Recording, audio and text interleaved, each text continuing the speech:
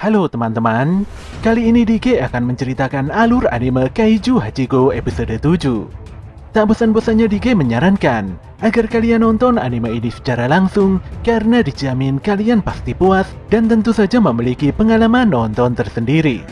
Tapi jika kalian gak ada waktu, maka mampir ke sini adalah pilihan yang paling tepat karena Dike dengan senang hati akan menceritakan semua kisahnya untuk kalian semua.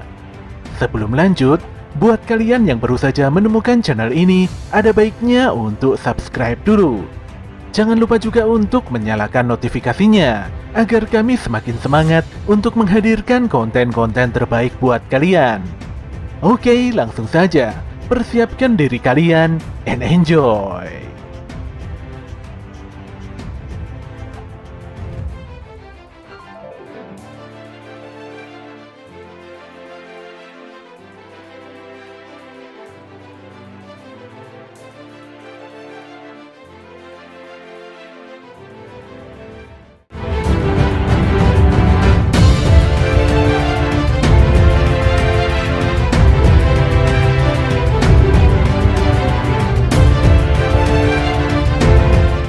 Sementara itu di lokasi lain, para petugas pembersihan dari perusahaan Monster Sweeper terlihat mengamati pergerakan Honju sembari ngobrol satu sama lain.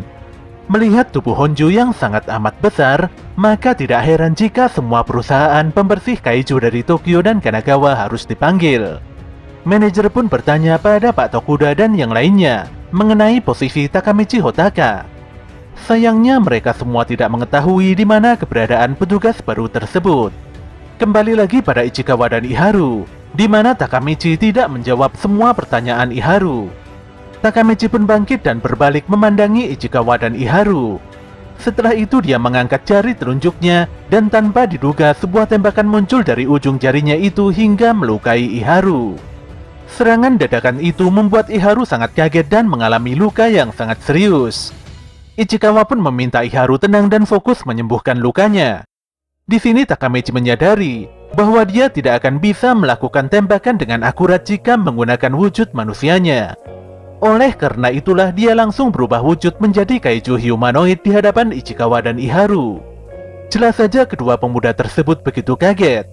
Ichikawa pun segera menghubungi ketua tim Ikaruga dan menjelaskan situasi saat ini sembari meminta bantuan. Sayangnya semua alat komunikasi terputus, dan ternyata kaiju bernomor 9 atau Shikyugu itu telah mematikan jaringan komunikasi hingga terisolir dan tidak bisa dideteksi dari luar. Kaiju Kyugo lantas berkata bahwa dia mempelajari teknologi ini untuk bersembunyi dan menyamar di dunia manusia. Kaiju itu pun menembak Ichikawa hingga menembus perisai baju tempurnya. Walau memiliki daya hancur yang sangat kuat, namun si kaiju agak kaget karena semua serangannya bisa dihindari. Monster itu pun sadar bahwa Ichikawa telah mendapatkan informasi tentang teknik serangannya. Dan benar saja, kala itu Kikuru membeberkan rahasia mengenai serangan kaiju Kyugo pada Kafka dan Ichikawa untuk berjaga-jaga. Ichikawa pun berhasil menghindari serangan jarak jauh kaiju Kyugo yang sangat berbahaya. Dia lantas menembak Kyugo dengan peluru dingin dan meminta Iharu secepatnya pergi guna memanggil bala bantuan. Awalnya Iharu menolak karena merasa diremehkan, tapi setelah Ichikawa menyelamatkannya dari serangan Kyugo, Iharu pun tidak memiliki pilihan dan segera pergi mencari pertolongan. Sebenarnya Ichikawa sangat ketakutan dalam menghadapi kaiju Kyugo, apalagi kaiju tersebut merupakan musuh yang tidak bisa dikalahkan Kikuru. Walau tidak mungkin mengalahkan Kyugo, namun Ichikawa menguatkan dirinya. Dia teringat sikap heroik Kafka yang mampu mengambil keputusan untuk menyelamatkan temannya di saat genting. Ichikawa pun berlari dan menembaki kaiju Kyugo secara frontal. Walau tembakannya banyak yang meleset, tapi setidaknya dia harus mengulur waktu agar Iharu bisa menyelamatkan diri. Sementara itu si Iharu nampak tidak tenang melihat kekuatan Ichikawa yang berbeda dari sebelumnya. Dia pun tidak habis pikir mengapa Ichikawa bisa bertarung dengan kaiju sekuat Kyugo. Dia pun terjatuh dan mengumpat keras. Ketika sebelumnya tengah briefing latihan, Iharu sangat kepikiran karena sudah hampir 2 minggu kekuatan tempurnya tidak meningkat dan mentok di angka 20% saja. Sejak diselamatkan Mina, Iharu selalu berlatih dan berusaha menjadi lebih kuat dari sebelumnya. Namun hal itu terlihat tidak berguna saat Ichikawa dengan mudah melampauinya. Jelas saja dia tidak terima dan benar-benar kesal. Saat Kaiju Kyugo menodong Ichikawa dengan kekuatan 20 jemarinya, tanpa diduga Iharu kembali dan membantu serta menyelamatkan Ichikawa.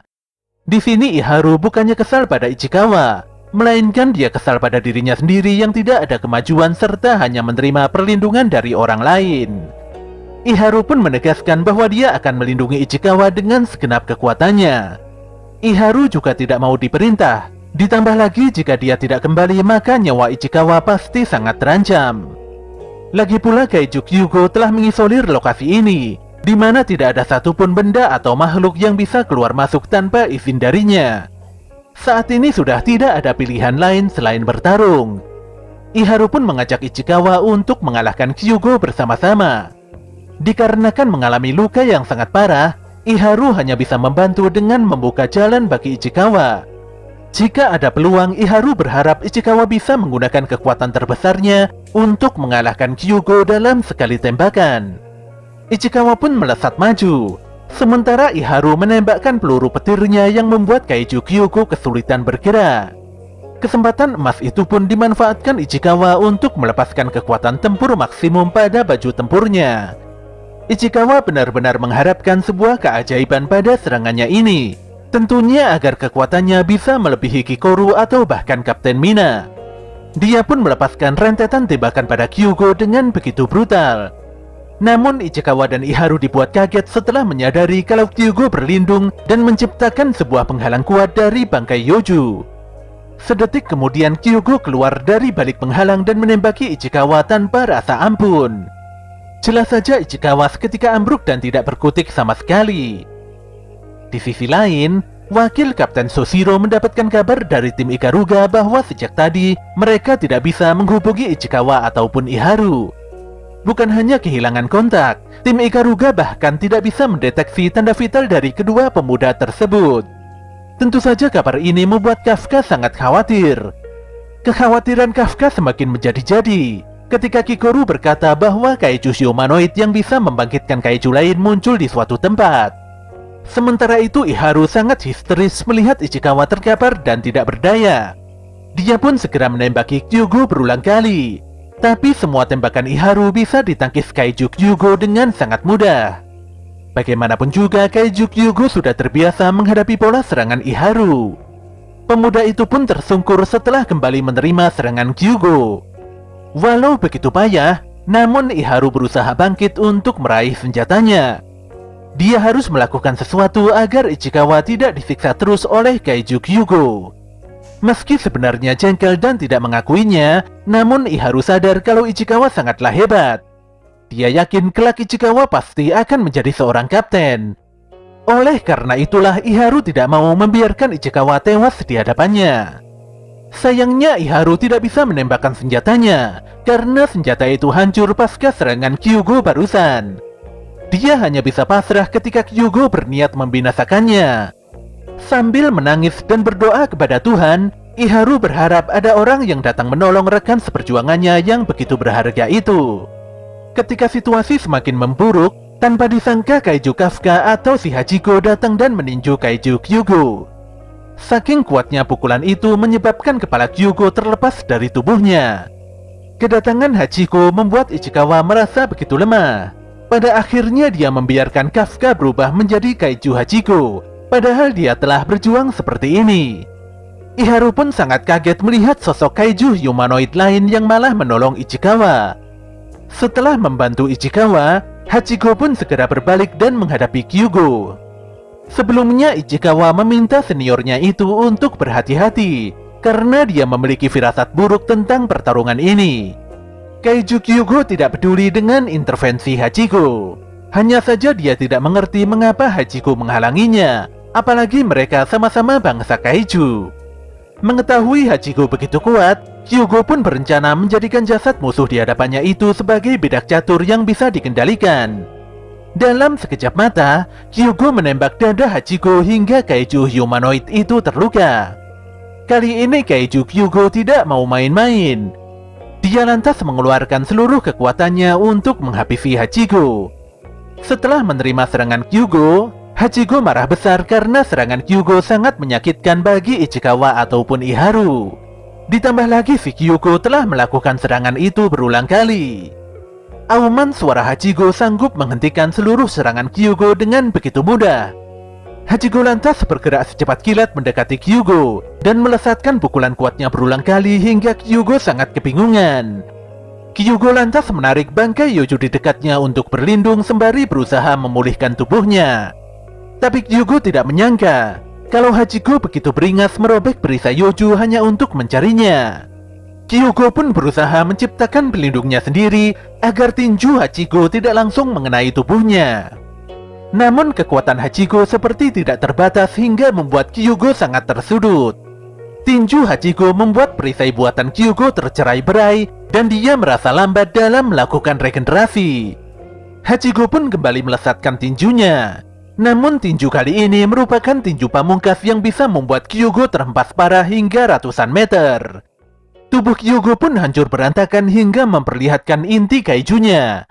Tapi saat Hachigo hendak membinasakan Kyugo, tanpa diduga dua member tim Ikaruga menemukannya. Mereka pun melaporkan status penemuan kaiju humanoid tersebut pada semua member pasukan pertahanan. Shin pun berpindah pada Kikoru, di mana dia cukup kewalahan menghadapi banyaknya serangan Yoju. Sebelum itu Kikoru mengetahui kalau Kafka berniat mencari Ichikawa dan Iharu. Walau tidak bisa dihubungi dan tanda vital kedua pemuda tersebut hilang, namun Kafka begitu yakin bisa menemukan keduanya jika mereka memang benar-benar bertarung melawan kaiju Kyugo. Tanpa pikir panjang, Kafka langsung berubah menjadi Hachigo. Dia pun langsung melesat dan menyerahkan semua masalah di sini pada Kikoru. Sesaat kemudian, Kikoru dan seluruh pasukan pertahanan mendapatkan informasi dari tim Ikaruga mengenai kaiju humanoid di bagian tenggara kawasan Foxtrot. Berdasarkan karakteristiknya, mereka pun meyakini bahwa itu adalah kaiju Hachigo. Tentu saja Kikoru sangat tegang karena Shoshiro mulai mengirimkan sejumlah pasukan pemburu ke sana. Kebimbangan Hachigo membuat Kyugo memiliki waktu untuk meloloskan diri. Suatu hari nanti Kyugo akan memusnahkan Hachigo karena dia telah mengetahui karakteristik kaiju tersebut. Sebelum melarikan diri, Kyugo melepaskan tembakannya pada dua member tim Ikaruga. Walau serangan itu bisa ditahan dengan cepat oleh Hachigo, tapi pada akhirnya kaiju Kyugo tidak habis pikir mengapa Hachigo bertindak layaknya seorang manusia. Setelah kepergian Kyugo, Hachigo lantas melarikan diri dengan begitu cepat. Walau membiarkan Kyugo kabur, namun Hachigo merasa tenang karena tujuan utamanya menyelamatkan Ichikawa dan Iharu telah tercapai. Ketika Hachigo berjalan melewati sebuah gang kecil, tanpa disangka wakil Kapten Shoshiro menemukannya. Shoshiro pun melaporkan penemuan Hachigo pada semua member hingga membuat Kikoru dan Ichikawa sangat terkejut. Shoshiro pun bergerak secepat kilat sambil mengayunkan pedangnya berkali-kali. Untungnya Hachigo sanggup menghindari semua serangan itu dengan sangat hati-hati. Hachigo pun sangat tertekan karena ucapan Shoshiro bukanlah bualan. Wakil Kapten Divisi 3 itu benar-benar sangat unggul jika bertarung melawan kaiju kecil seperti Hachigo. Dia lantas melepaskan batasan baju tempurnya hingga mencapai 92%. Hachigo pun begitu tegang karena Shoshiro berniat membasminya dengan sangat amat serius. Hachigo dihadapkan pada situasi yang benar-benar gawat. Dia sangat bingung dan ingin membela diri, namun dia tidak mungkin mengayunkan tinju supernya pada wakil Kapten Shoshiro. Di saat pikirannya begitu berkecambuk, tanpa disangka tebasan Shoshiro merobek dadanya. Disinilah Hachigo memantapkan hatinya, karena Shoshiro bukanlah orang yang bisa dihadapinya dengan setengah hati. Dia pun menghindari berbagai serangan Shoshiro yang sangat cepat. Saking cepatnya serangan Shoshiro, membuat Hachigo tidak sempat mengeraskan tubuh kaijunya. Tebasan demi tebasan terus diterimanya. Pun demikian Hachigo hanya menghindar tanpa melakukan serangan balasan sama sekali. Shoshiro benar-benar berada di level yang sangat berbeda dari Kikoru. Dan kenyataan ini membuat Hachigo benar-benar sangat tertekan. Bahkan bisa dibilang kalau gerakan Shoshiro bukanlah gerakan yang bisa dilakukan oleh manusia. Kondisi pun menjadi semakin buruk ketika Shoshiro berhasil membelah dada Hachigo hingga terlihat inti kaijunya. Hachiko sungguh kebingungan, padahal dia yakin sudah menghindari serangan Soshiro dengan sangat hati-hati. Kaiju itu pun memaksimalkan potensi kekuatannya hingga lengan dan bahunya kembali pulih. Namun disinilah dia sadar bahwa melakukan pemulihan diri benar-benar sangat menguras banyak tenaga. Hachiko pun kembali menghindar, karena jika tubuhnya tertebas lagi maka hal itu sangatlah berbahaya. Dia lantas menangkis setiap gerakan Soshiro dengan kepalan tinjunya. Hal ini pun membuat Soshiro tidak percaya, padahal dia sudah bertarung dengan sangat serius. Wakil Kapten Divisi 3 itu menilai bahwa Hachiko sangatlah kuat dan mungkin saja setara dengan Daikaiju. Soshiro lantas pasang kuda-kuda dan setelahnya melepaskan tebasan udara yang sangat kuat pada Hachiko. Serangan itu membuat kaki Hachiko putus dan kaiju itu juga kaget saat Soshiro tiba-tiba berada di dekatnya. Tanpa membuang kesempatan, Soshiro langsung menusukkan pedangnya pada titik kelemahan Hachiko. Namun dia tidak menyangka kalau Hachiko sudah mengantisipasi hal itu dengan menahan pedang Soshiro di tubuhnya. Disinilah Soshiro mulai panik karena Hachiko berniat melepaskan tinju supernya. Untungnya Hachiko hanya mengincar dan menghancurkan pedang Soshiro saja. Namun demikian pukulan Hachiko menimbulkan hempasan udara yang hebat hingga mampu melemparkan Soshiro. Soshiro pun begitu kesal setelah menyadari kalau Hachiko telah melarikan diri darinya. Dia lantas melaporkan kejadian ini pada bosnya. Tidak terasa waktu telah berganti. Kikoru pun nampak termenung memikirkan pertemuan pertamanya dengan Hachiko. Ketika hatinya agak bimbang, tanpa diduga Kafka mendatanginya walau dalam kondisi yang sangat kecapean. Kafka meminta maaf pada Kikoru karena dia telah membiarkan monster yang melukai gadis tersebut kabur begitu saja. Lelaki itu pun segera berlalu untuk menolong Ichikawa dan Iharu. Namun detik itu juga Kikoru menghentikannya. Kikoru berkata bahwa Ichikawa dan Iharu pasti baik-baik saja, apalagi pasukan pertahanan mulai menerapkan teknologi pemulihan kaiju pada baju tempurnya. Kikoru juga memarahi Kafka karena lelaki itu lebih memikirkan orang lain daripada kondisi dirinya sendiri. Kafka juga sudah bertarung melawan Soshiro, dan hal ini memungkinkan wakil Kapten Divisi 3 itu menaruh curiga padanya. Sementara itu Soshiro nampak duduk termenung memikirkan pertarungannya melawan Hachiko. Dia lantas mengungkapkan pada Mina mengenai ketangguhan Hachiko yang mungkin selevel dengan Daikaiju. Tapi Soshiro cukup tenang karena Hachiko tidak terlihat memburu manusia. Dia pun bertanya-tanya, mengapa Hachiko tidak menghajarnya dan malah menghancurkan pedangnya saja. Soshiro merasa begitu aneh. Semua pergerakan Hachiko tidak ada mirip-miripnya dengan kaiju yang lain. Ditambah lagi kalau duel melawan Hachiko lebih terasa seperti bertarung melawan manusia. Mina pun meminta Soshiro beristirahat karena gadis itu tidak peduli dengan fakta Hachiko. Selama itu adalah kaiju, Mina bertekad akan membasmi semuanya. Sesaat kemudian Soshiro dan Mina mendapatkan kabar dari Ikaruga, di mana kaiju yang menyerang Ichikawa dan Iharu ternyata berwujud manusia.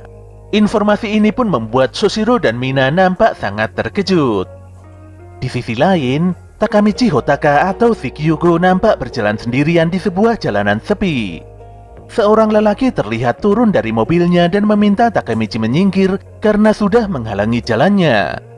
Sebenarnya Takamichi ingin menembak lelaki itu, namun dia mengurungkannya dan malah memakan lelaki tersebut dalam sekali telan. Sesaat kemudian Kyugo telah berganti wujud menjadi sosok lelaki yang dimakannya tadi. Walau terus memikirkan cara mengalahkan Hachiko, tapi Kyugo tidak mau gegabah karena dia masih belum terbiasa mengendalikan tubuh barunya.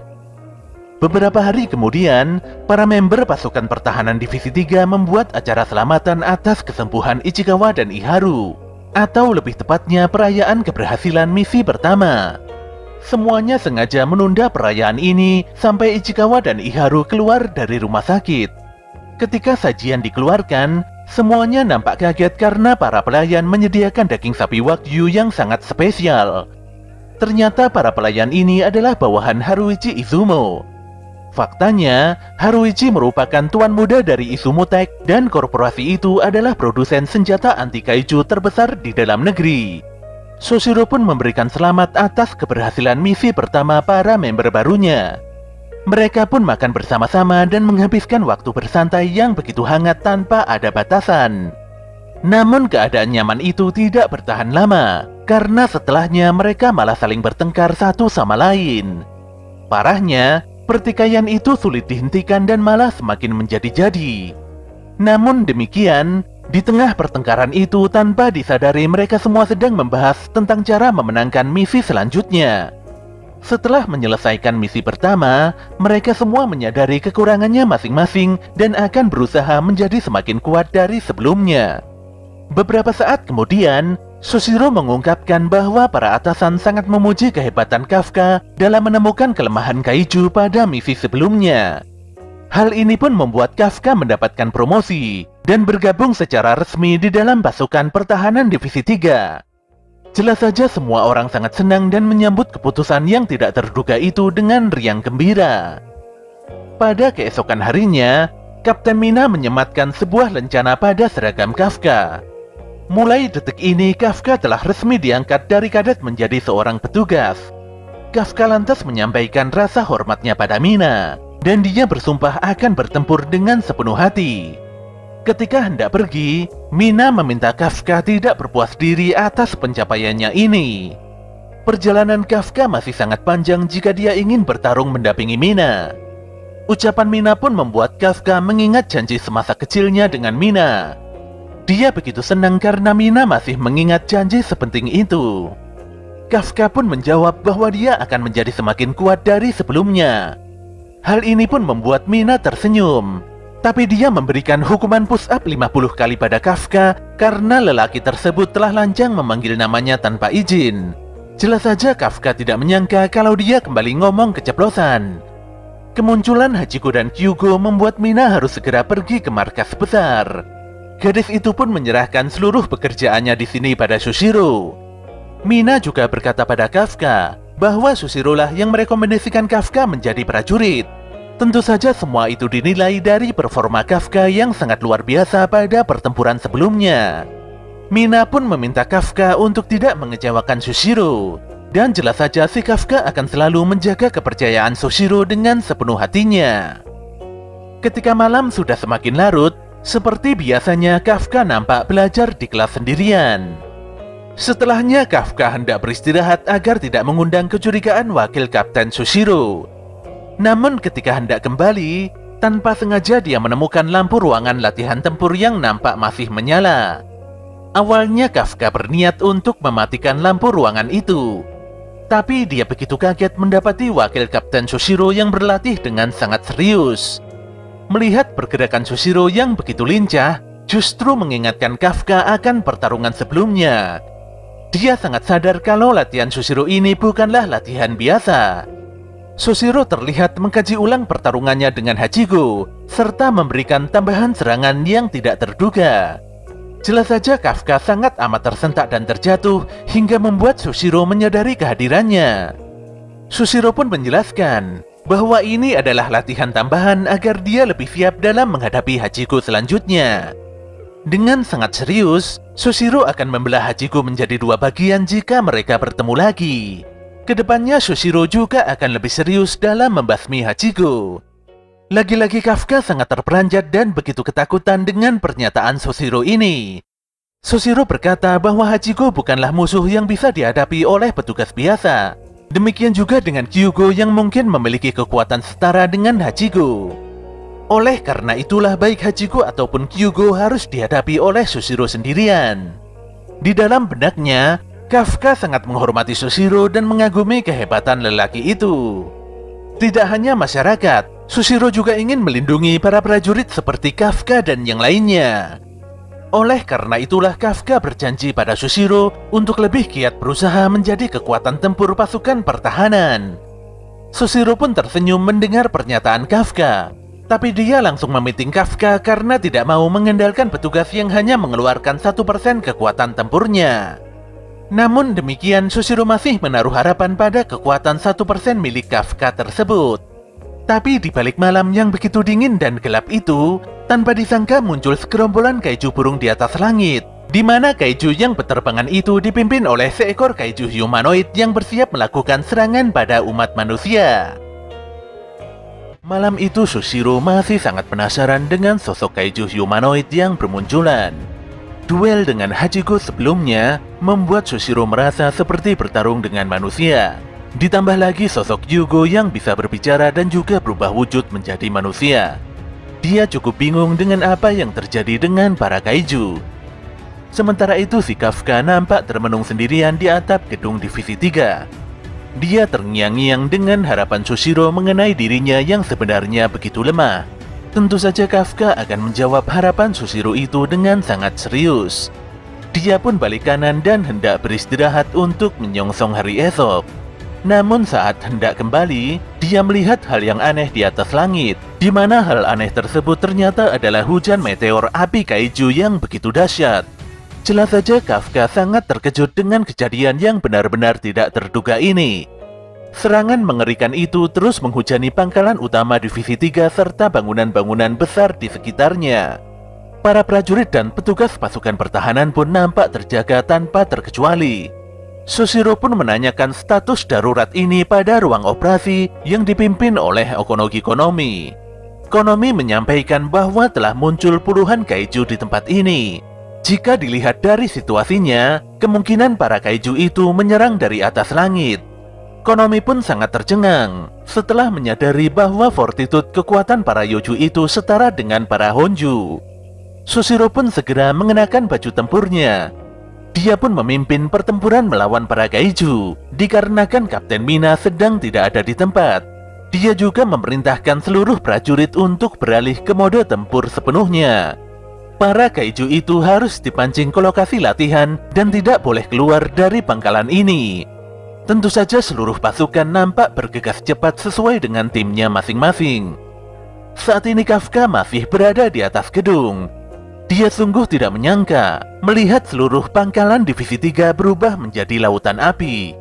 Kafka mengidentifikasi bahwa kaiju yang berterbangan adalah tipe Wyvern yang tentu saja sangat merepotkan. Sebagai orang yang paling mengerti seluk-beluk kaiju, Kafka menangkap suatu keanehan pada para Wyvern tersebut. Dia lantas menghubungi wakil Kapten Soshiro untuk menjelaskan keanehan tersebut. Setiap tahun akan muncul 10 ekor kaiju tipe Wyvern. Tapi para Wyvern itu memiliki satu kesamaan di mana semuanya beraksi secara sendirian. Hal ini pun membuat Soshiro menyimpulkan bahwa ada satu pemimpin super kuat yang bisa mengendalikan para Wyvern tersebut. Dan benar saja, saat itu juga muncul seekor kaiju humanoid berwarna merah yang begitu kekar dan tinggi.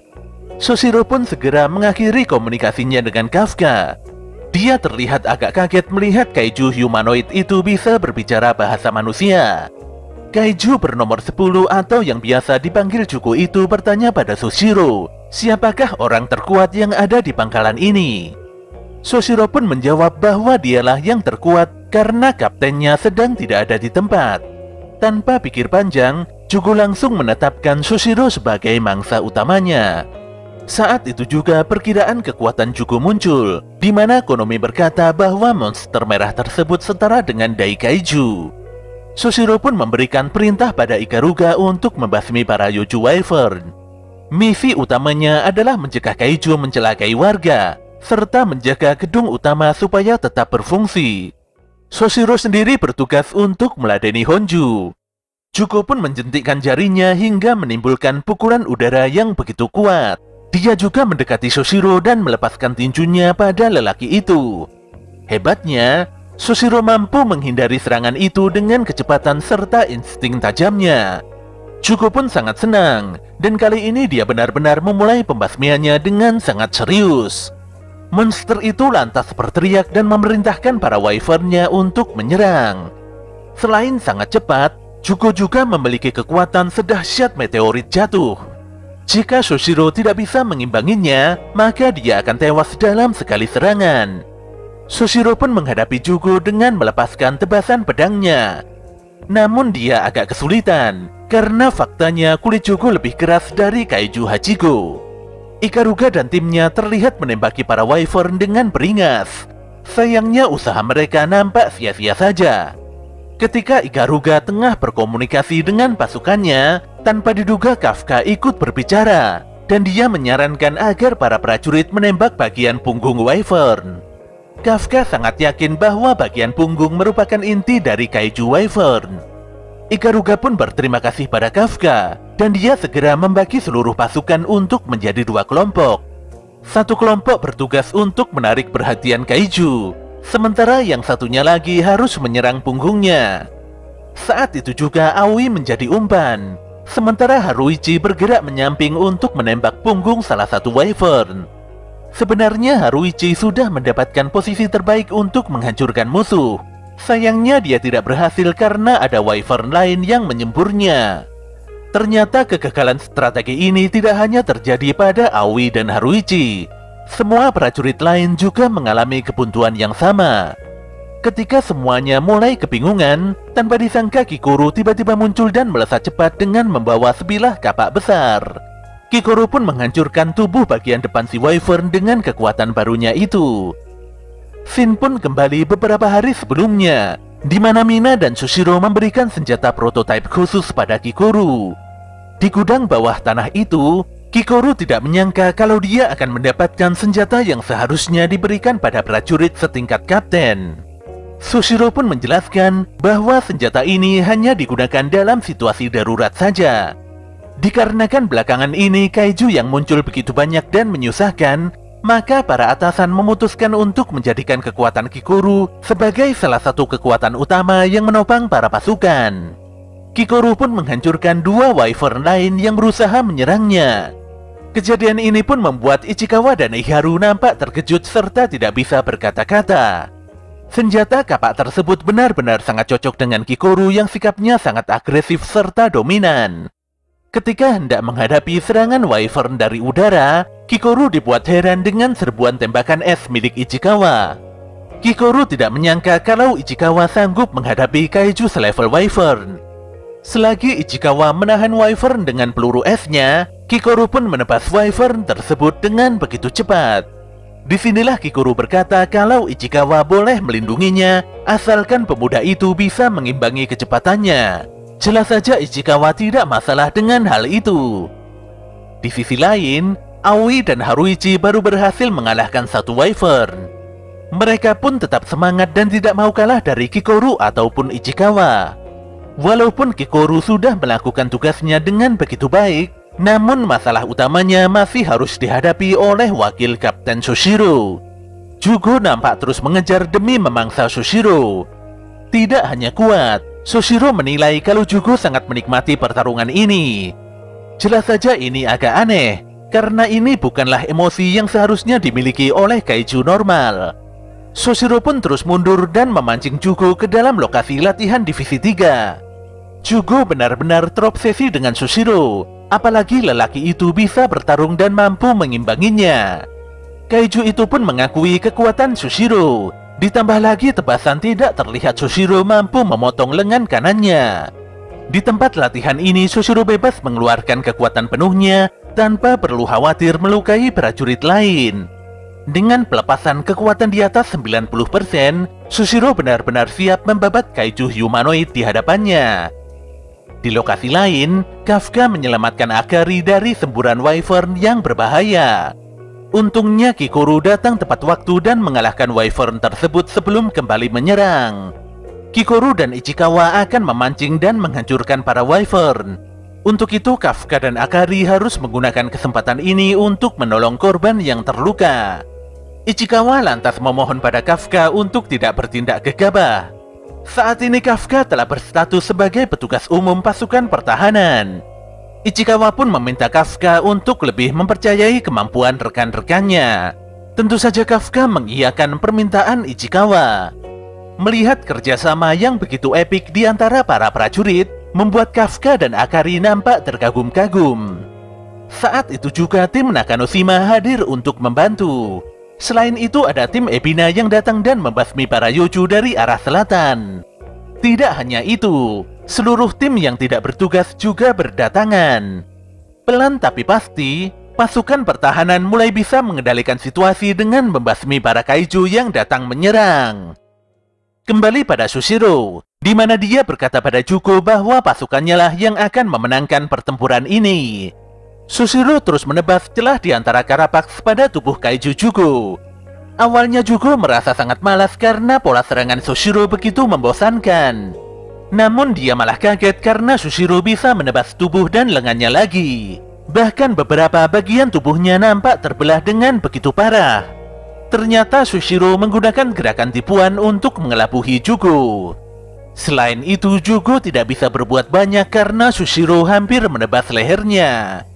Namun semua serangan itu seakan tidak berguna saat Jugo berhasil memulihkan kondisi tubuhnya yang terputus-putus itu. Jugo sangat senang bisa menemukan musuh yang seimbang dengannya. Dengan bertarung seperti ini, maka akan sulit untuk menentukan pemenangnya. Sushiro dan Jugo pun kembali bertarung dengan begitu brutal. Namun Sushiro masih sangat unggul.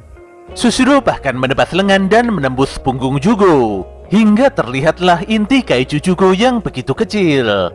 Dengan gerakan secepat kilat, lagi-lagi Sushiro menebas kaiju Jugo hingga terbelah menjadi beberapa bagian. Namun pertarungan masih belum selesai, di mana kaiju Jugo membesarkan tubuhnya hingga menjulang ke atas langit. Sepertinya Jugo sengaja menghindari posisi inti agar Sushiro tidak mampu menghancurkannya sekaligus. Tubuh Jugo pun mengeluarkan semburan uap dengan suhu yang sangat tinggi. Pun demikian, Sushiro merasa tenang karena memancing Jugo ke tempat ini merupakan keputusannya yang sangat tepat. Di balik ruang operasi, Konomi menyampaikan bahwa fortitude kekuatan kaiju Jugo terus meningkat seiring dengan menyebarnya hawa panas. Sushiro pun sangat terperanjat melihat kekuatan Jugo yang mencapai angka 9,0, di mana ini merupakan kekuatan kaiju yang di luar nalar. Saat itu juga tubuh Jugo bermutasi semakin besar. Monster itu pun meraung-raung dengan begitu keras dan seolah akan membinasakan apapun di hadapannya. Melihat ukuran dan kekuatan kaiju Jugo, Konomi mulai khawatir karena monster tersebut tidak mungkin bisa dihadapi oleh Sushiro sendirian. Di sisi lain, Kafka terlihat pusing dan tidak tenang merasakan adanya sosok kaiju kuat di dalam area latihan. Dia pun berlari meninggalkan Akari dan yang lainnya untuk memastikan apa sebenarnya yang telah terjadi. Kembali pada Sushiro, di mana dia tengah berduel melawan Jugo dengan segenap kekuatannya. Lelaki itu terus bergerak cepat sembari melesatkan tebasan-tebasan tajamnya pada kaiju Jugo. Walau sudah menghajar Jugo dengan banyak sayatan, sayangnya semua serangan Sushiro benar-benar tidak berguna. Inilah alasan utama mengapa Sushiro sangat membenci kaiju kelas raksasa. Lelaki itu pun kembali bergerak cepat dan fokus menyerang inti kaiju di punggung. Namun dia tersentak dan segera mundur karena limit pemakaian baju tempurnya telah terlampaui. Bajunya benar-benar sudah overheat. Konomi pun meminta Sushiro untuk segera berhenti karena pelepasan kekuatan telah berjalan lebih dari 10 menit. Jika diteruskan, maka hal ini justru akan sangat berbahaya bagi Sushiro sendiri.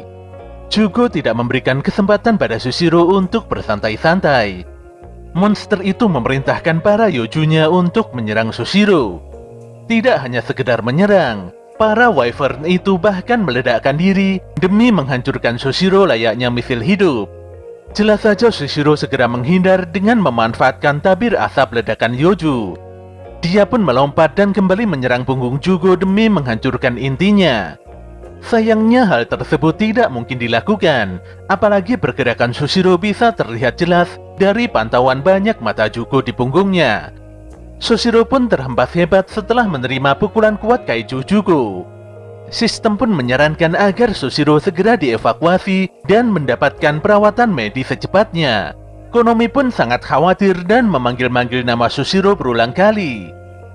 Shin pun kembali ke masa lalu, di mana kala itu Sushiro masih seorang bocah. Jika dilahirkan di zaman Edo, Sushiro pasti akan dianggap jenius dan dikagumi. Tapi sekarang sudah bukan zaman pedang lagi, jadi sang ayah menganggap kalau seharusnya Sushiro menyadari posisinya. Beliau pun berharap agar Sushiro tidak bergabung ke dalam pasukan pertahanan. Sushiro pun hanya bisa diam saja mendengarkan nasihat sang ayah. Setelah dipanggil berulang kali oleh Konomi, akhirnya Sushiro sadar dan mengabarkan kalau dirinya baik-baik saja.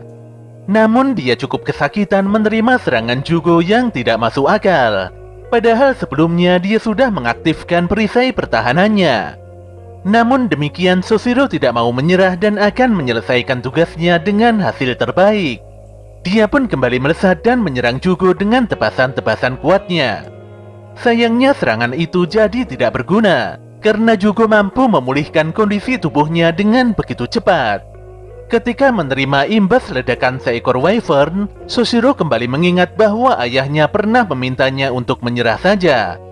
Tingkat pelepasan Soshiro pada sebuah senapan benar-benar sangat rendah. Pada zaman sekarang ini, teknik berpedang sudah tidak berguna lagi. Selain itu, salah seorang pimpinan pasukan pertahanan juga meminta Soshiro menyerah saja karena beberapa tahun belakangan ini ukuran kaiju sudah semakin besar. Jika hanya mengandalkan pedang, bisa jadi suatu hari nanti nyawa Soshiro akan melayang. Soshiro memang sudah terbiasa dihina seperti itu sejak kecil, namun sangat berbeda sekali dengan perlakuan Kapten Mina Ashiro.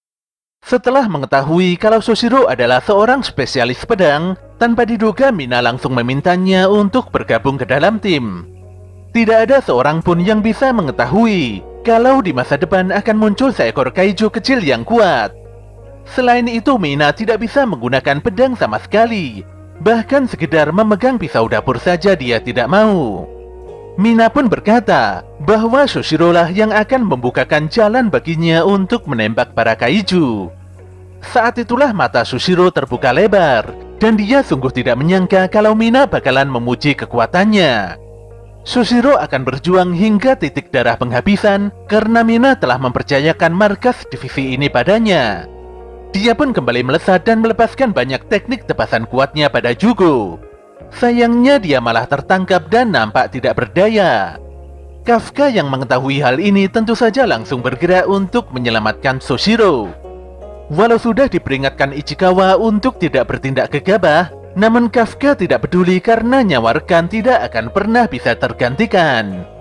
Ketika Kafka mulai berubah menjadi kaiju, tanpa disangka suara Mina menghentikannya. Mina pun berterima kasih karena semuanya sudah berusaha untuk bertahan semaksimal mungkin hingga dirinya tiba. Detik itu juga lengan kanan dan kiri Jugo hancur setelah menerima tembakan Mina. Soshiro memang berhasil lolos, tapi regenerasi Jugo sangat cepat hingga membuat serangan Mina jadi tidak berguna. Oleh karena itulah, mau tidak mau Soshiro harus memaksakan diri untuk bergerak lagi dan lagi. Dia kembali melepaskan kekuatan baju tempurnya hingga 63%, hanya untuk membuat kaiju Jugo kesulitan bergerak. Jelas saja Konomi kembali mengingatkan kalau tindakan Soshiro itu sangatlah berbahaya. Apalagi Soshiro sudah mencapai limitnya sejak dari tadi. Melihat Jugo yang bisa memulihkan kondisi tubuhnya benar-benar membuat Soshiro mulai frustasi. Saat dia masih kebingungan, tanpa diduga Kikuro muncul sembari mengayunkan kapak besarnya pada kaki Jugo. Sayangnya serangan Kikuro tidak bisa menggores Jugo karena dia sendiri sangat kelelahan. Tapi Soshiro meminta Kikuro untuk tidak berhenti menyerang. Wakil kapten itu pun melesat untuk membelah kulit keras si kaiju, dan setelahnya Kikuro kembali mengayunkan kapak besarnya. Kombinasi serangan keduanya pun berhasil membuat kaki Jugo hancur. Pun demikian, Kikuro sudah tidak bisa membantu lagi karena dia telah melampaui batas. Kesempatan ini pun dimanfaatkan Mina untuk menembak punggung si kaiju. Tembakan kuat itu pun membuat punggung kaiju Jugo hancur dan terbuka lebar hingga memperlihatkan inti kaijunya. Para prajurit pun menembaki wyvern yang hendak menyerang sang kapten. Semuanya pun bergerak dan membuat para kaiju sibuk agar sang kapten memiliki kesempatan untuk melepaskan tembakan terakhirnya. Walau sudah melewati batasannya, namun Soshiro terus memaksakan diri untuk menebas Jugo dengan begitu brutal. Walau hanya sebentar saja, tapi Soshiro ingin membukakan jalan untuk sang kapten dengan melepaskan banyak tebasannya pada si kaiju. Bagaimanapun juga ini merupakan arti keberadaannya di dalam divisi ini. Mina pun berterima kasih pada Soshiro atas dedikasinya itu. Dia juga sangat bersyukur karena telah memilih Soshiro sebagai wakilnya. Jadi kali ini gadis itu akan menjalankan tugasnya untuk membasmi si kaiju. Dengan pelepasan kekuatan sebesar 96%, Mina lantas menembak Jugo hingga tubuhnya meledak dan berhamburan kemana-mana. Alhasil, Honju itu pun berhasil dikalahkan dengan sangat telak. Semuanya pun bersyukur karena monster besar itu berhasil dihentikan. Kafka sangat terharu melihat perjuangan pasukan pertahanan Divisi 3 yang begitu kompak. Dia sangat senang menjadi bagian dari pasukan yang telah dia impikan mulai dari kecil. Mereka semuanya telah berjuang dengan sangat keren. Pada suatu hari nanti, Kafka berharap bisa berjuang semaksimal mungkin seperti apa yang dilakukan oleh semua orang saat ini. Ichikawa pun mengajak Kafka untuk berjuang bersama karena ini masih permulaan saja. Tentu saja Kafka menjawab ajakan itu dengan keseriusan dan semangat tinggi. Saat Shoshiro hendak menghabisi para Yoju yang tersisa, Mina langsung menghentikannya karena Shoshiro telah melampaui batas. Namun Mina juga diminta beristirahat oleh Ikaruga dan Nakaroshima karena kekuatan baju tempur Mina hanya tersisa 1% dari limit pemakaian. Tapi ketenangan ini hanya berlangsung sesaat saja. Semuanya benar-benar sangat terkejut melihat kumpulan Yoju di atas langit yang membentuk suatu pola bom Yoju raksasa. Sebelum dihancurkan, nyatanya Kaiju Jugo telah meraung keras untuk memerintahkan para Wyvern membentuk formasi serangan mengerikan. Reaksi energi terus meningkat dari bom Yoju tersebut. Parahnya, perkiraan ledakan bom itu setara dengan 20.000 ton TNT atau seperti ledakan bom nuklir. Jika benda itu sampai jatuh ke tanah, maka semuanya pasti akan hancur lebur dan tidak tersisa. Ketika semuanya benar-benar sangat kebingungan, tanpa disangka Kafka berlari cepat untuk menghentikan bom Yoju tersebut. Jelas saja semuanya sangat kaget melihat tindakan Kafka. Shoshiro pun berusaha menghentikan Kafka karena memang semuanya sudah terlambat. Namun sedetik kemudian dia mulai sadar bahwa ada yang tidak beres dengan pergerakan Kafka. Bagaimanapun juga Kafka berlari dan melompat dengan sangat cepat. Dan itu bukanlah kekuatan baju tempur seseorang yang hanya menghasilkan power 1% saja. Dalam sekejap mata, Kafka berubah menjadi Kaiju Hachiko di hadapan semua rekan-rekannya. Jelas saja pemandangan aneh ini membuat semua orang benar-benar kaget dan tidak percaya. Dari markas pusat, Konomi mengabarkan bahwa telah muncul reaksi Kaiju Super dengan Fortitude 9.8. Dan tentu saja reaksi ini berasal dari Kaiju Hachiko. Shoshiro sendiri nampak sangat tercengang. Sebenarnya Shoshiro sudah mencurigai Kafka. Namun tanpa disadari dia malah tertarik pada keahlian lelaki tersebut. Dia pun menyalahkan dirinya sendiri karena telah mengabaikan kemungkinan terburuk yang ada di depan matanya. Hachiko pun meminta maaf pada semuanya. Dia meminta maaf pada Shoshiro yang telah menaruh harapan dari kekuatan Kafka yang hanya 1% itu. Dia juga meminta maaf pada Kikoru yang selalu membantu dalam menjaga rahasia status kaijunya. Selain itu dia juga meminta maaf pada Ichikawa karena tidak bisa menepati janjinya untuk tidak memperlihatkan sisi kaijunya. Situasi ini pun membuat Kikoru dan Ichikawa sangat bingung dan khawatir. Namun nasi sudah menjadi bubur, dan semua orang telah mengetahui jati diri Kafka yang sebenarnya. Hachiko pun melepaskan kekuatan terbesarnya, karena semua orang telah berjuang mempertaruhkan nyawa. Oleh karena itulah Hachiko tidak mau berdiam diri dan berpangku tangan. Bagaimanapun juga dia harus berjuang keras karena dia adalah anggota dari pasukan pertahanan Divisi 3. Dia pun melompat dan melesatkan tinju super kuatnya tepat pada bom Yoju. Hebatnya, serangan Hachiko tersebut nampak menghempaskan formasi bom Yoju jauh ke atas langit. Ketika Hachiko terjatuh kembali ke tanah, bom Yoju pun langsung meledak dengan sangat amat kuat.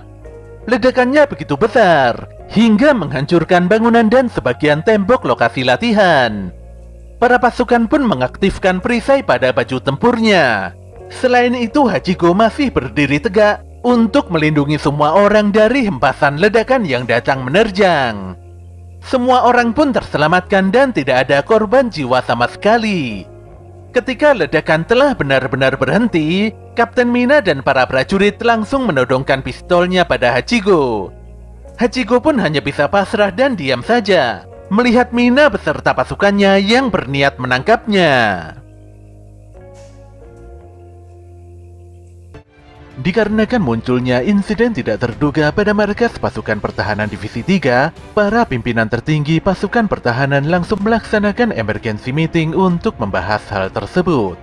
Wakil Direktur Pasukan Pertahanan yang diketahui bernama Itami Keiji sungguh tidak menyangka kalau seekor kaiju bisa menyusup ke dalam Divisi 3. Jelas saja hal ini bukanlah main-main, dan semua orang di tempat ini memiliki tanggung jawab untuk segera menangani masalah ini. Parahnya, Keiji meminta agar Hachiko segera dilenyapkan diam-diam dan diubah menjadi senjata unik pasukan pertahanan. Berbagai pendapat dan pertimbangan disampaikan di dalam rapat darurat ini. Namun Shinomiya Isao yang memimpin jalannya rapat berkata bahwa diskusi ini tidak akan ada gunanya sebelum menjebloskan Kaiju Hachiko ke dalam penjara. Dia pun memerintahkan Divisi 3 untuk segera menyerahkan Hachiko ke markas pusat. Pada keesokan harinya, Kafka nampak duduk termenung sendirian di sebuah ruangan. Tubuhnya dikekang dengan sangat kuat hingga membuatnya tidak bisa bergerak. Dia memikirkan perkataan Kikoru, di mana kaiju kuat yang memiliki nomor seperti dirinya akan dibasmi dan digunakan sebagai komponen senjata khusus. Jelas saja hal ini membuat Kafka sangat tertekan. Sesaat kemudian Mina dan Shushiro mendatanginya. Mina pun berkata kalau Divisi 3 akan mengirimkan Kafka ke markas pusat sesuai keinginan para pimpinan. Di sini Kafka benar-benar tidak diberikan hak sedikit pun untuk berbicara. Kafka menyadari posisinya, apalagi dia sudah menyembunyikan rahasia sepenting ini. Di saat pergi menuju kendaraan, Kafka tidak menduga kalau seluruh rekan-rekannya hadir menyaksikannya. Semuanya pun sangat tegang, dan Kafka sendiri hanya bisa menundukkan kepalanya. Dia sungguh tidak berani memandang wajah teman-temannya itu. Dia juga beranggapan mungkin Ichikawa tidak akan pernah memaafkannya. Apalagi pemuda itu selalu saja mengkhawatirkan keadaannya. Saat Kafka berpikir kalau semuanya telah berakhir, tanpa disangka Ichikawa langsung menyapanya.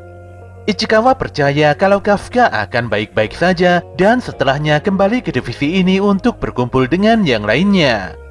Jelas saja Kafka tidak menyangka kalau Ichikawa akan bertindak demikian. Di dalam kendaraan Mina berkata bahwa Kafka sudah bertindak tanpa ragu demi menyelamatkan nyawa semua orang. Mina juga sangat kaget ketika melihat Kafka yang tiba-tiba berubah menjadi Hachiko. Namun dia menyadari kalau sifat Kafka dari dulu memang seperti itu. Mina dan yang lainnya sudah mengumpulkan keterangan dari para saksi serta beberapa video pendukung. Jika Kafka bisa membuktikan bahwa dirinya adalah manusia, mungkin saja markas pusat akan mengampuninya. Mina juga berencana untuk melaporkan kinerja terbaik Kafka ke atasannya. Bagaimanapun juga, tidak ada seorang pun dari Divisi 3 yang menganggap Kafka sebagai musuh. Mina lantas memerintahkan Kafka duduk, dan dia menjelaskan keputusan penting mengenai Kafka yang hendak diantar ke pangkalan Ariake Rinkai. Disinilah Kafka bertanya dengan serius pada Mina, tentang apakah dirinya masih layak untuk berjuang di sampingnya. Mina pun menjawab bahwa masih ada harapan. Selain itu, Mina juga akan selalu menantikan Kafka kembali. Jawaban yang sangat penting itu pun membuat air mata Kafka tumpah begitu saja. Shushiro pun memimpin penghormatan pada Kafka, yang kemudian diikuti oleh seluruh pasukan Divisi 3. Tak selang beberapa lama, Kafka telah tiba di markas pusat Ariake Rinkai. Parahnya dia dijebloskan ke dalam penjara dengan 30 lapisan gerbang.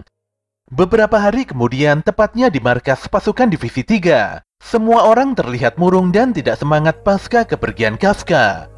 Hingga detik ini, Iharu masih tidak menyangka kalau ternyata Kafka adalah Kaiju Hachiko. Akari lantas berkata bahwa Kafka pernah menyelamatkannya dari serangan Kaiju.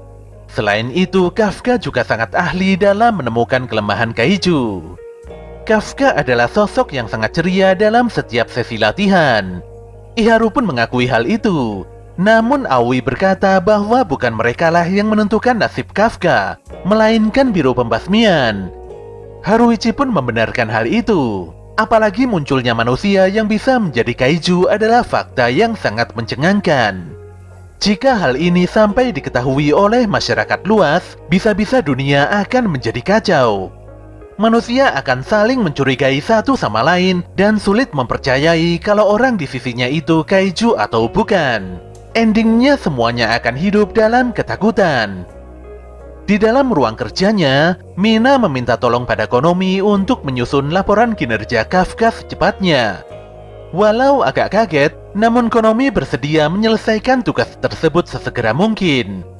Di sisi lain, Ikaruga melaporkan pada Shoshiro bahwa pembersihan kendaraan rusak telah diselesaikan.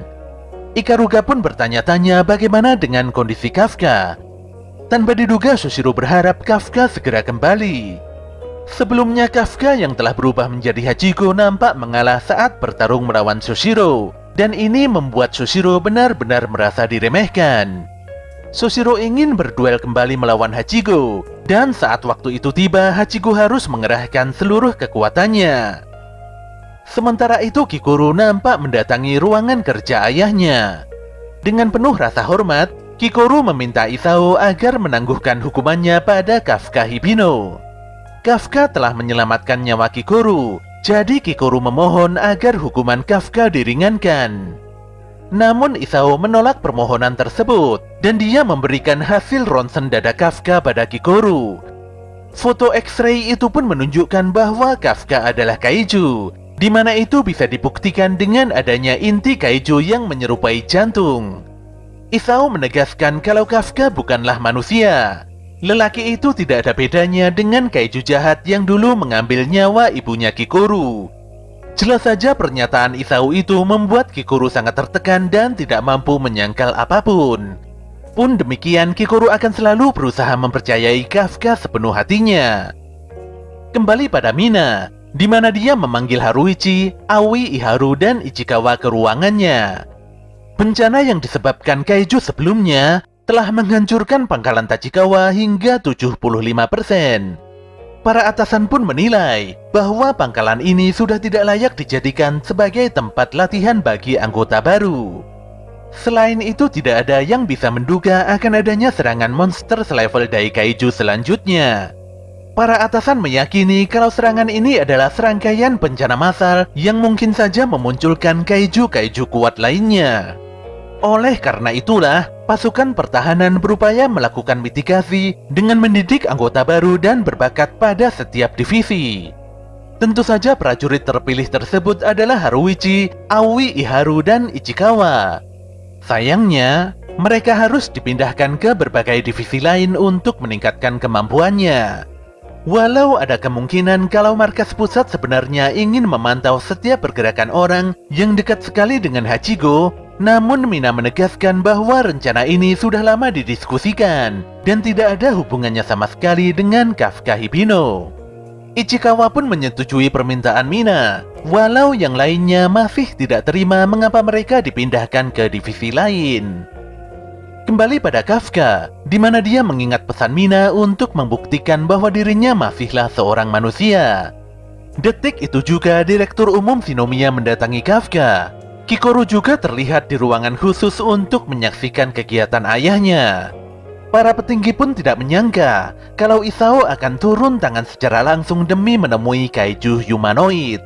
Mengetahui Isao mendekatinya, Kafka pun langsung berontak dan mengatakan kalau dia bukanlah kaiju. Isao lantas memerintahkan pada operator agar Kafka dilepaskan dari kekangannya. Bagaimanapun juga, kurungan itu sebenarnya tidak ada gunanya bagi Kafka. Jika memang Kafka adalah monster selevel Daikaiju, maka kurungan kuat itu bisa dihancurkannya dengan sangat mudah. Awalnya Kafka mengira kalau Isao akan mendengarkan penjelasannya. Ditambah lagi dia telah dilepaskan dari kekangan atas perintah Isao. Namun perkiraannya benar-benar salah besar. Isao langsung menembaki Kafka tanpa keraguan sedikit pun. Tentu saja hal ini membuat Kikoru tegang. Dan Kafka sendiri tidak mengerti mengapa Direktur Umum Shinomiya itu berlaku demikian. Isao bahkan memukul dan meremukkan perut Kafka hanya demi mengambil sampel darahnya untuk penelitian lebih lanjut. Isao pun berkata bahwa di dunia ini makhluk yang bisa menahan peluru dengan tubuhnya tidak bisa disebut sebagai manusia. Kafka pun membela diri dan kembali menegaskan bahwa dirinya memang manusia. Tapi Isao tidak mau mendengarkan. Dia malah mengeluarkan senjata utamanya, di mana itu adalah sepasang sarung tinju khusus yang terkoneksi dengan saraf-sarafnya. Operator pun menyampaikan bahwa senjata itu telah terkoneksi sempurna dengan tubuh Isao. Jelas saja Kafka nampak sangat tertekan. Walaupun demikian, dia akan berusaha semaksimal mungkin agar tidak berubah menjadi kaiju sepenuhnya. Dia sangat serius ingin membuktikan kalau dirinya ini masihlah seorang manusia. Namun serangan Isao tidak main-main. Hanya dengan sekali hentakan, Kafka dibuat kehilangan satu lengannya. Kafka bahkan dibuat tidak bisa berpikir hanya untuk menghindari serangan kuat Isao selanjutnya. Para petinggi tidak heran dengan status Isao Shinomiya yang merupakan veteran pasukan pertahanan.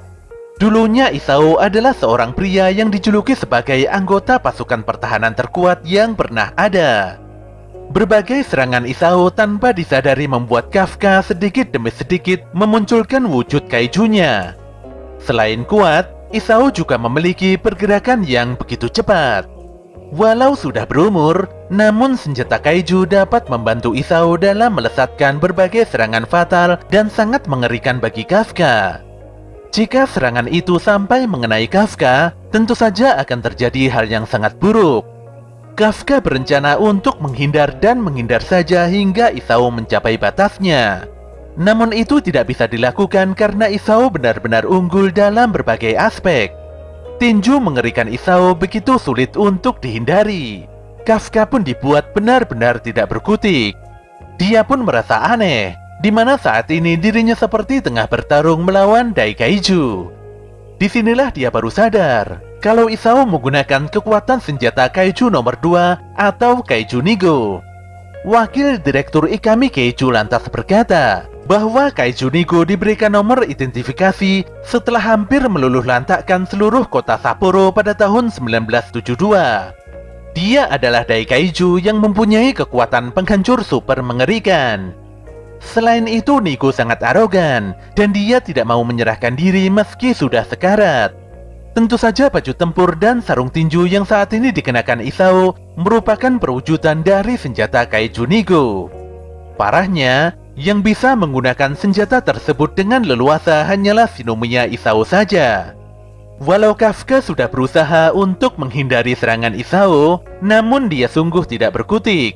Terlebih lagi dia tidak bisa bergerak karena tangan dan kedua kakinya hancur tanpa disadarinya. Ketika Kafka menerima tinju Isao sekali lagi, disitulah dia berubah wujud menjadi Kaiju Hachiko seutuhnya. Sebenarnya Kikuru cukup tenang melihat Kafka masih mampu bertahan. Tapi dia langsung bingung melihat wujud Hachiko dengan aura yang sangat aneh.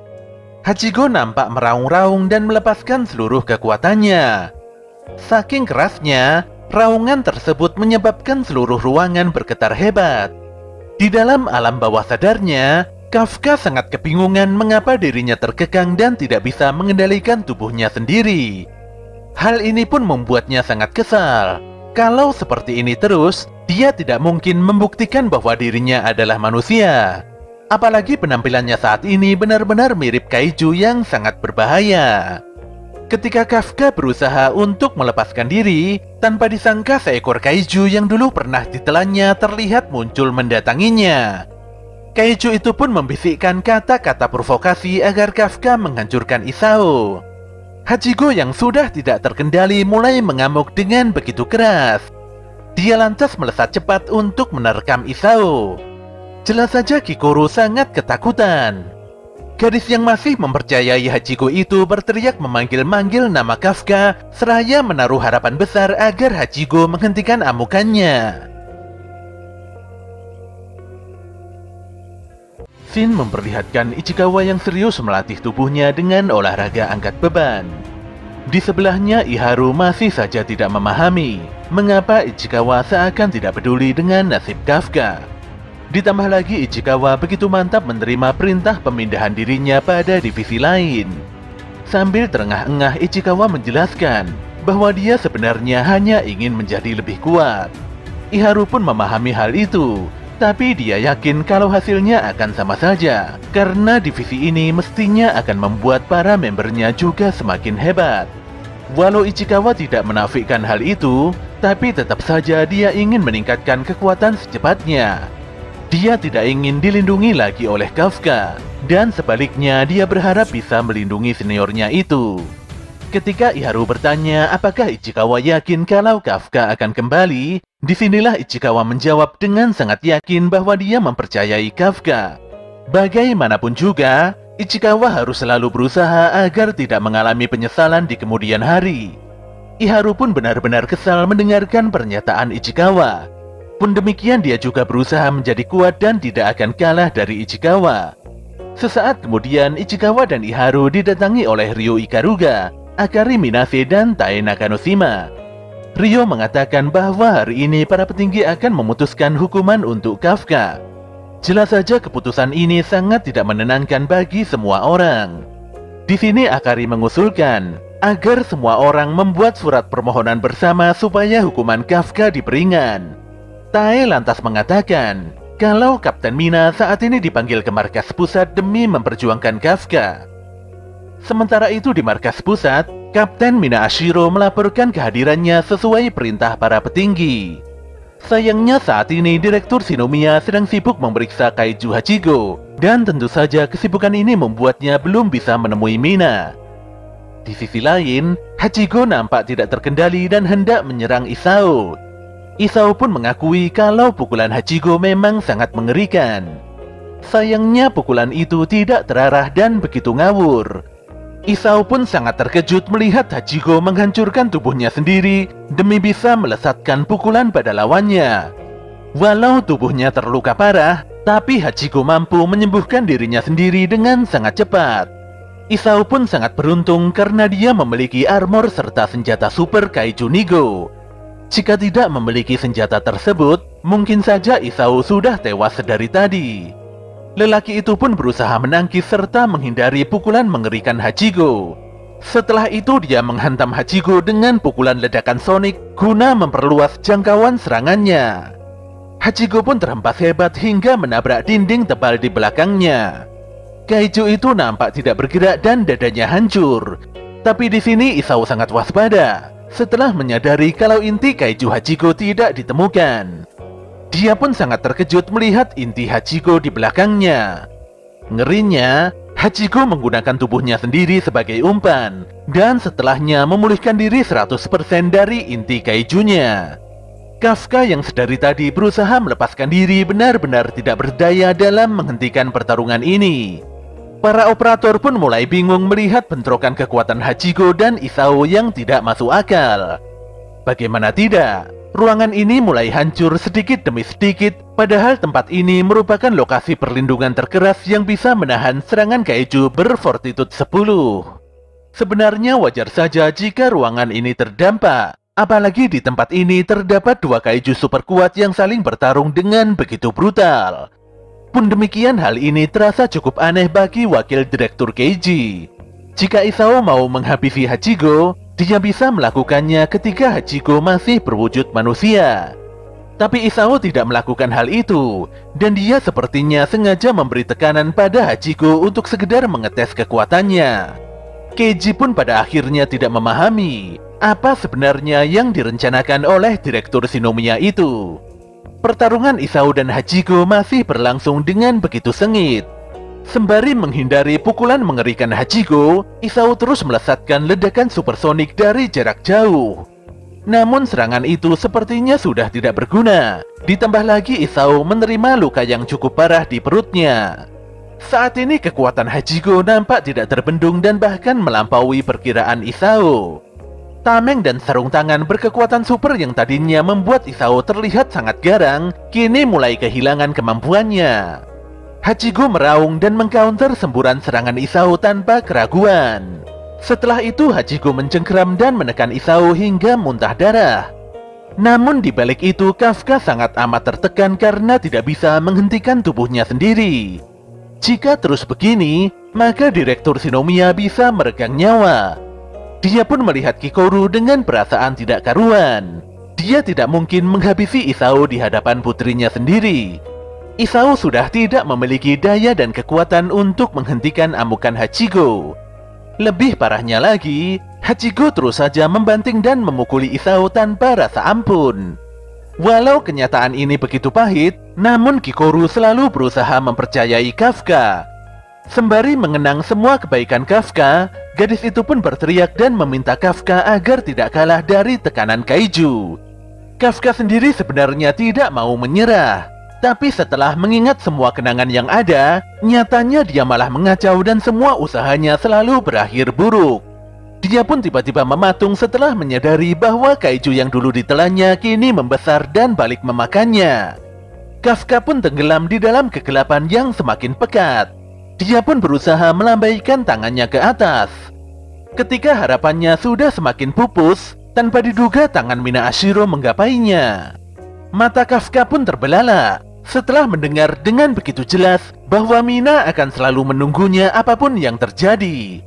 Ketika Hachiko hendak melesatkan pukulan terkuatnya pada Isao, tanpa disangka kaiju itu malah melesatkan pukulan di dadanya sendiri hingga membuat darahnya muncrat kemana-mana. Jelas saja insiden ini membuat Kikoru dan Isao sangat terperanjat. Kafka yang telah mendapatkan kesadarannya kembali dengan serius menegaskan pada Isao bahwa dirinya bukanlah kaiju Hachiko melainkan Kafka Hibino. Suasana pun sunyi seketika. Sedetik kemudian Hachiko ambruk dan setelahnya tubuh monster itu kembali menjadi sosok Kafka Hibino. Detik itu juga sebuah pedang besar terkunci pada kepala Kafka, di mana senjata super itu nampak dipegang oleh Kapten Pasukan Pertahanan Divisi Pertama. Untungnya Isao segera meminta sosok tersebut untuk menyingkirkan senjatanya. Tentu saja lelaki yang diketahui bernama Gen Narumi itu langsung menurunkan senjata besarnya. Isao lantas memerintahkan tim medis untuk membawa Kafka. Sementara Gen nampak begitu penasaran mau ditangani seperti apa si Kafka ini. Shin pun berpindah di ruangan rapat para petinggi, di mana Mina dimintai keterangan mengenai sosok Kafka Hibino. Para petinggi di ruangan itu mengetahui kalau Mina sudah mengenal Kafka sejak dari kecil. Walau memang kenyataannya demikian, tapi Mina bersikap profesional dengan mengabaikan status tersebut. Mina bahkan menilai kalau Kafka tidak layak menjadi seorang prajurit. Pun demikian para petinggi menegaskan kalau mereka sudah memiliki keputusan tersendiri mengenai Kafka. Intinya, penilaian Mina tidak akan bisa mempengaruhi keputusan para petinggi terhadap kaiju Hachiko. Setidaknya para petinggi tidak ingin Mina merasa bersalah atas hasil keputusan ini. Mina lantas menjelaskan bahwa status Kafka sebagai manusia atau kaiju hanya bisa dinilai oleh pakar saja. Gadis itu pun menguraikan performa Kafka sebagai prajurit pasukan pertahanan. Di saat operasi pembasmian Sagamihara berlangsung, Kafka menemukan organ berkembang biak Yoju dan memberikan kontribusi yang sangat luar biasa bagi tim. Selain itu, Kafka juga memiliki integritas tinggi dan dia berkali-kali menolong rekannya yang berada dalam bahaya. Terutama saat bertempur melawan kaiju Jugo, Kafka yang saat itu berubah menjadi Hachiko langsung menghancurkan bom Yoju ke atas langit. Tindakan Kafka itu pun membuat pasukan pertahanan Divisi 3 jadi terselamatkan seluruhnya. Ketika baru pertama kali memasuki tim, kekuatan tempur yang dilepaskan Kafka adalah 0%. Kafka bahkan 12 kali tidak lolos melewati ujian penerimaan pasukan pertahanan. Dia merupakan prajurit tertua di antara petugas yang lainnya. Mau berapa kali pun gagal dan meski kekuatan tempurnya hanyalah 0% atau bahkan tubuhnya berubah menjadi kaiju, Kafka tidak pernah sekalipun berhenti untuk menyelamatkan orang lain. Mina mengenal Kafka sebagai sosok yang pantang menyerah. Kafka juga merupakan sosok baik hati, rela berkorban dan lebih berperi kemanusiaan dari siapapun. Walau menerima banyak pertentangan dan sanggahan dari para petinggi, namun Mina tetap tenang dalam menyampaikan pemikirannya. Para petinggi benar-benar tidak mempercayai Kafka sama sekali, dan mereka juga menolak keras pernyataan Mina. Direktur Shinomiya lantas mengucapkan terima kasih pada Mina, dan dia mempersilahkan Mina pergi meninggalkan ruangan ini. Setelah mendengarkan pernyataan Mina, Keiji lantas mendesak Isao untuk mengambil kesimpulan mengenai hukuman apa yang akan diterima Kafka. Disinilah Isao dengan serius memutuskan bahwa kaiju Hachiko akan dijadikan kekuatan tempur dan bukan senjata. Tentu saja semua orang langsung tidak setuju dan menolak pernyataan Isao, karena sangat tidak mungkin menjadikan seekor kaiju sebagai salah satu kekuatan tempur utama. Hal ini sangat berbahaya karena tidak pernah terjadi sebelumnya. Isao menilai kalau Kafka sanggup mengendalikan kekuatan kaijunya. Hachigo telah menjalankan misi bersama dengan Divisi 3 selama beberapa bulan. Meski dijadikan senjata pun, tidak ada yang bisa menjamin kekuatan senjata itu akan sama dengan wujud kaiju aslinya. Pasukan pertahanan harus memanfaatkan kekuatan tempur dengan maksimal, apalagi saat ini Daikaiju sering bermunculan. Pertahanan negara ini tidak akan ada apa-apanya dibandingkan dengan kekuatan Hachigo. Isao pun mengingatkan pada semua orang tentang insiden bencana massal 10 tahun yang lalu yang diakibatkan oleh kaiju nomor 6. Kala itu lebih dari 200 prajurit dan 3 kapten telah gugur dalam menjalankan tugasnya. Jika di masa depan bermunculan kaiju kuat seperti itu, bisa jadi negara ini akan hancur.